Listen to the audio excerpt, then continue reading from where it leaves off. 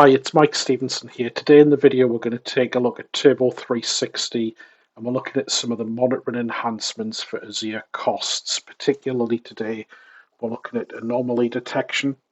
So over here I'm on my Turbo 360 instance. I'm looking at my integration team costs over here.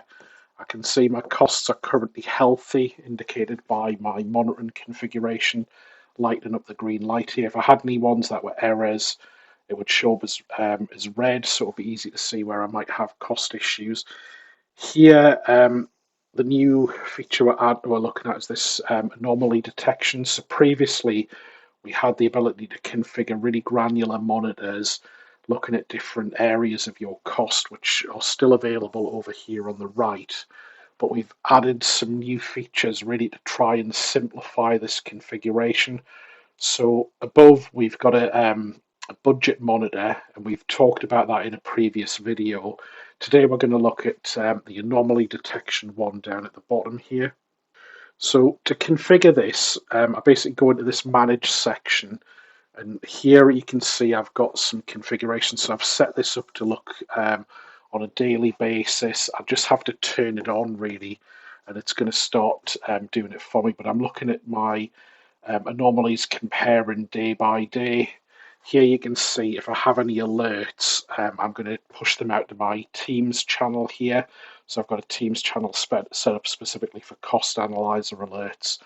I can configure other channels, so if I wanted to send them out to things like ServiceNow or over email, that's really easy to do. And with this feature, the idea is there's really not very much to configure. So you just tell us how you want the alerts to go out.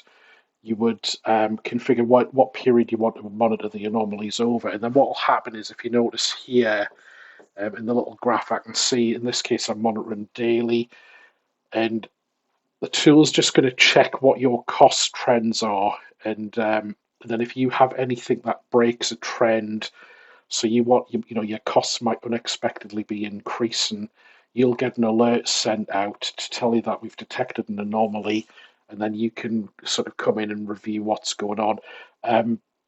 So the cool thing about the anomaly detection here is, because we're doing this under the context of the tree view over here, in this case I'm looking at anomalies for my entire integration team. I could have anomaly detection based on these subnodes. So I've created nodes where I'm looking at more granular costs within my team. I could, those subnodes, I could be looking at things like environments, or I could be looking at things like specific resource types.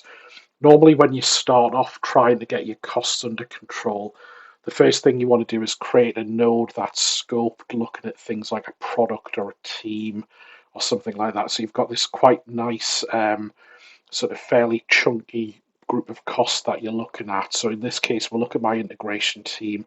I get my overall team costs under control. I've got my budget. I'm detecting my anomalies. Then I might start spending some time getting it by environment and other more granular things later on. But to begin with, I just want to get it up and running and get alerted if I've got problems. And this is really how anomaly detection can help you get from sat doing nothing about cost management up to crawl, moving into walk on the maturity model for the FinOps Foundation. So hopefully today's video helps you get a good view of the anomaly detection feature. We look forward to hearing what people think about this, and if people find it's easy to help them get up and running managing their Azure costs. Take care, have a great week.